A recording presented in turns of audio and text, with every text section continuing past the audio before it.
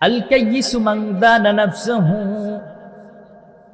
ওয়া আমিলা লিমা বাদাল মাউত। নবীজি আমার ডেকে ডেকে বললেন, ও আমার উম্মতেরা শুনো শুনো শুনো রে, কলিজার টুকরা উম্মতেরা শুনো। আল কাইয়িসু মান দানা নাফসাহু ওয়া আমিলা লিমা বাদাল মাউত। রাসূল আমার ডাক দিয়া কয়, এই পৃথিবীর বুকে সবচেয়ে বুদ্ধিমান ওই ব্যক্তি, এই পৃথিবীর বুকে সবচেয়ে জ্ঞানী ওই ব্যক্তি, যেই ব্যক্তি সর্বদা বেশি বেশি মরণের কথা চিন্তা করে।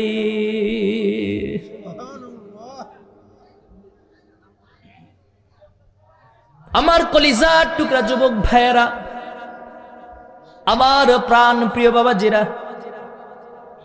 রাসূল আমার বলেছেন সবচেয়ে জ্ঞানী ওই ব্যক্তি, যেই ব্যক্তি সব সময় তার মরণের কথা চিন্তা করে। তার চেয়ে জ্ঞানী ব্যক্তি আকাশের নিচে জমিনের উপরে আর একজনও নাই।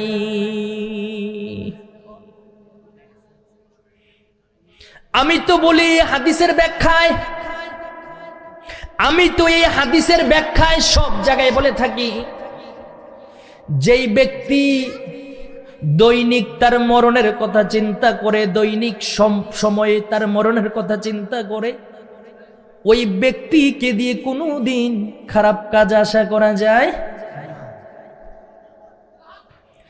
যেই ব্যক্তি দৈনিক মরণের কথা চিন্তা করে, ওই ব্যক্তি কোনো দিন নামাজ ছাড়তে পারে না রে বাবা। যেই ব্যক্তি মরণের কথা চিন্তা করে, ওই ব্যক্তি কোনো দিন সুদ খাইতে পারে না, গোশ খাইতে পারে। যেই ব্যক্তি মরণের কথা চিন্তা করে, ওই ব্যক্তি দুনিয়ালোভী হতে পারে না।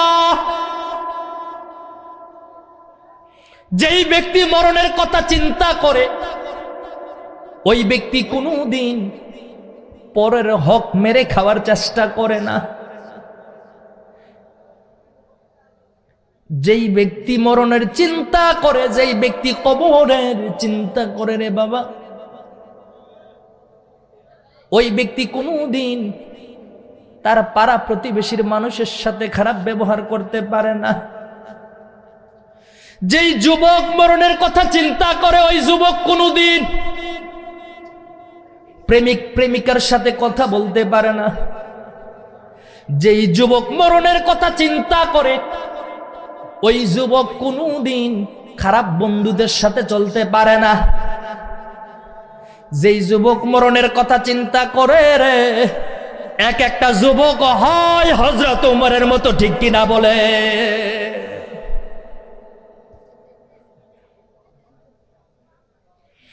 আর যার ভিতরে মরণের ভয় নাই, যার ভিতরে কবরের ভয় নাই রে বন্ধু,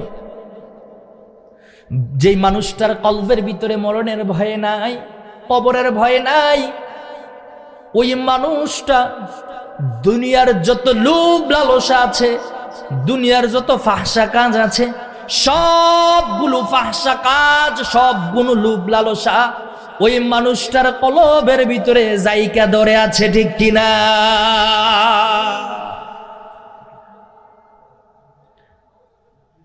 বাজানে চিন্তা করছে মরণ বহুত দূরে, বয়স 60-70 বছর, চিন্তা করছে আর কি, মরণ বহুত দূরে।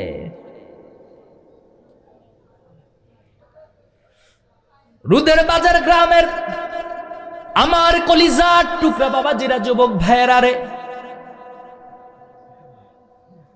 কোরআন এবং হাদিসের কথাগুলো বলে যাই, যদি মানতে পারেন দুনিয়াও লাভ, আখিরাতও কামিয়াব। আর যদি না মানতে পারেন দুনিয়াও শেষ, আখিরাতও শেষ। মুরব্বি চার দোকানে বৈশা বৈশা চিন্তা করে মরণ অনেক দূরে, মরণ বহুত দূরে। মুরব্বি চিন্তা করেও না মরণ যে তিনার গর্দানের চেয়েও আরো কাছে। তার জন্যে হযরত আজরাইল আলাইহিস সালাতু ওয়াস সালাম হযরত মুসা নবীর ঘটনা একটি মনে পড়ে গিয়েছে। শুনবেন শুনবেন, মনোযোগ আছে তো ইনশাআল্লাহ। মুসা নবীর ঘটনা মনে পড়ে গেল। সবাই জানেন মুসা নবী কেমন ছিল, প্রচন্ড রাগে ছিল, জানেন না? প্রচন্ড রাগে ছিল তিনি। আজরাইল আর মুসা নবীর সাথে কি হয়েছিল সেটাও আপনারা জানেন। তখন মুসা নবী আজরাইলকে বলছিল, ও আজরাইল, তুমি যখন আবার আমার কাছে আসবা আমাকে কিছু অ্যালার্ম দিয়ে আইসো, আমাকে কিছু সতর্ক করে তুমি আইসো, হঠাৎ করে চলে আইসো না, অগ্রিম কিছু বার্তা আমাকে তুমি দিও। বাবাজিরা যুবক ভাইয়েরা, কিতাবে পাওয়া যায় যখন আজরাইল আবার মুসা নবীর কাছে আসলো, মুসা নবী রাগ হয়ে গেল। আবার মুসা নবী আজরাইলকে বলে, ও আজরাইল, তোমাকে বলেছিলাম তুমি আসার আগে আমাকে কিছু অ্যালার্ম দেওয়ার জন্য, সতর্ক বাণী দেওয়ার জন্য, কিন্তু তুমি তো হঠাৎ চলে আসলা, আমি এখনো সতর্ক বাণী পাই। ঘটনা কি, তুমি হঠাৎ চলে আসলা কেন?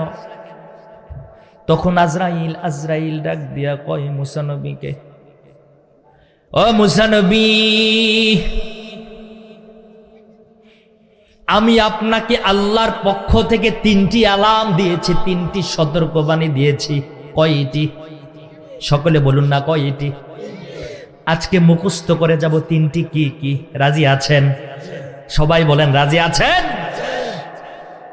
3টি কি কি সতর্কবাণী মুসা নবীকে দিয়েছেন, আজকে এই 3টি আলামত আমরা মুখস্থ করে যাব ইনশাআল্লাহ।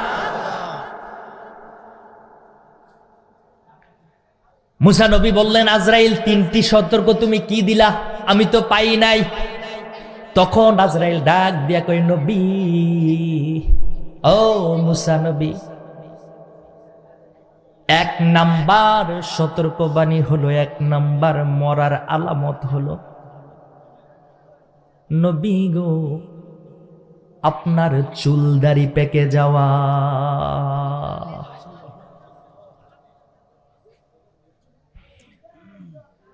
আমার প্রাণ প্রিয় বাবাজিরা, যুবক ভাইয়েরা, দুটো চক্ষু বন্ধ করে নিজের মনটাকে স্থির করে আলোচনাটা শুনে যদি শুনতে পারেন, আপনার জীবন পরিবর্তন হয়ে যেতে পারে রে বাবা। ও কলিজার টুকরা যুবক ভাই, জীবনটা পরিবর্তন হয়ে যেতে পারে। মনোযোগ দিয়ে আলোচনাটা শুনেন। মুসা নবীকে আজরাইল বললেন, 1 নাম্বার মরার আলামত হলো চুলদাড়ি পেকে যাওয়া। 2 নাম্বার মুসা নবী ডাক দিয়া কয়, আজরাইল, 1 নাম্বার বুঝতে পারলাম আমার চুলদাড়ি পেকে গিয়েছে। 2 নাম্বার কি রে আজরাইল? 2 নাম্বার কি সেইটা বলো তুমি। আজরাইল ডাক দিয়া কয়, নবী, ও মুসা নবী, 2 নাম্বার মরার আলামত হলো শরীরের চামড়াগুলা ঢিলা হয়ে যাওয়া।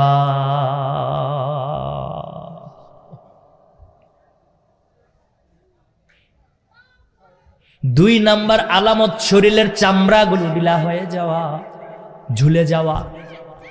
মুসা নবী ডাক দিয়া কয়, হ্যাঁ, 2 নাম্বারও আমার শরীরে বিদ্যমান। মুসা নবী ডাক দিয়া কয়, আজরাইল, 3 নাম্বারটা কি রে আজরাইল? আজরাইল ডাক দিয়া বললেন, 3 নাম্বার মরার আলামত হলো দাঁত পড়ে যাওয়া। কয়টা হয়েছে বাবাজিরা? জবান খুলে বলেন না কয়টা? আজরাইল ডাক দিয়া কয়, নবী গো, 1 নাম্বার চুল দাড়ি পেকে যাওয়া, 2 নাম্বার শরীরের চামড়াগুলো ঢিলা হয়ে যাওয়া, 3 নাম্বার দাঁতগুলো পড়ে যাওয়া।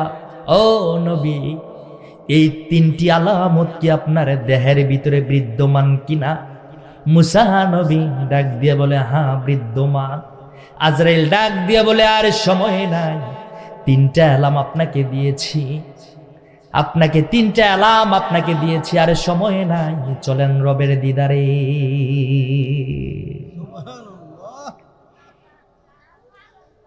আমার প্রাণ প্রিয় কলিজার টুকরা বাবাজিরা, আমার যে পর্দার আড়াল থেকে আমার কলিজার টুকরা মায়েরা শুনতেছেন, পর্দার আড়াল থেকে আমার যে বোনেরা শুনতেছেন, অনেকের দেহের ভিতরে এই 3টি আলামত বিদ্যমান আছে।